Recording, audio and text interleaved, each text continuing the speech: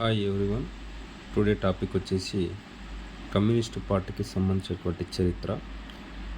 దీనికంటే ఫస్ట్ ప్రపంచం లోపల కమ్యూనిస్టు పార్టీ ఏ విధంగా ప్రారంభమైంది అనేటువంటి అంశాన్ని పరిశీలించినట్లయితే, ఆనాటి యుఎస్ఎస్ఆర్ అనేటువంటి దేశం లోపల, అంటే రష్యా అనేటువంటి దేశం లోపల రాచరికపు పరిపాలన కొనసాగుతున్నటువంటి సందర్భంలో లెనిన్ నాయకత్వం లోపల బొల్షివిక్ అనేటువంటి తెగవారు ఒక రివోల్ట్ చేయడం జరిగింది. అంటే ఒక రకమైనటువంటి విప్లవం చేసి రాచరికపు ప్రభుత్వాన్ని రద్దు చేసి ప్రపంచంలోనే మొట్టమొదటిసారిగా కమ్యూనిస్టు ప్రభుత్వాన్ని ఏర్పాటు చేయడం జరిగింది 1917 సంవత్సరం లోపల. బోల్షివిక్ విప్లవం ద్వారా రష్యాలో కమ్యూనిస్టు ప్రభుత్వం అనేటువంటిది ఏర్పడింది.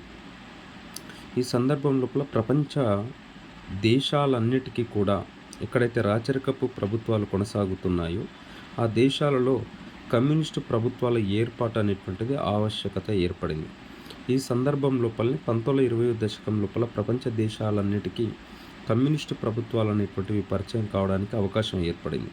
దీనిలో భాగంగానే 1920 సంవత్సరం లోపల నాటి యుఎస్ఎస్ఆర్ ప్రాంతంలో అంతర్భాగంగా ఉన్నటువంటి తాష్కెంట్ అనేటువంటి నగరంలో మానవేంద్రనాథ్ రాయ్ భారతదేశానికి కూడా ఒక కమ్యూనిస్టు పార్టీ అవసరం అని చెప్పి కమ్యూనిస్టు పార్టీ ఆఫ్ ఇండియా అనేటువంటి దాన్ని స్థాపించడము జరిగింది 1920 సంవత్సరం లోపల.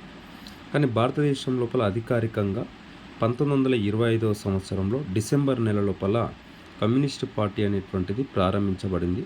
ప్రధానంగా దీంట్లో కీలక పాత్ర పోషించినటువంటి వ్యక్తులు ఎవరు అనంటే మానవేంద్రనాథ్ రాయ్, ఎస్ఏ డాంగే.